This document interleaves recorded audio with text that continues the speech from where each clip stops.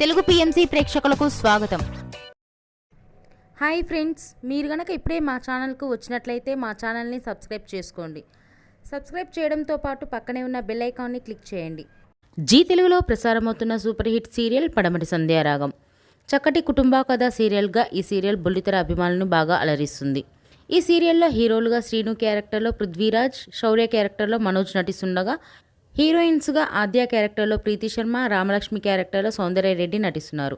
రఘురామ్ క్యారెక్టర్లో సాయి కిరణ్ నటిస్తున్నారు. తాజాగా ఆద్య తన లేటెస్ట్ వీడియోస్ని అభిమానులతో పంచుకుంది. ఆ వీడియోని మనం కూడా చూసేద్దాం.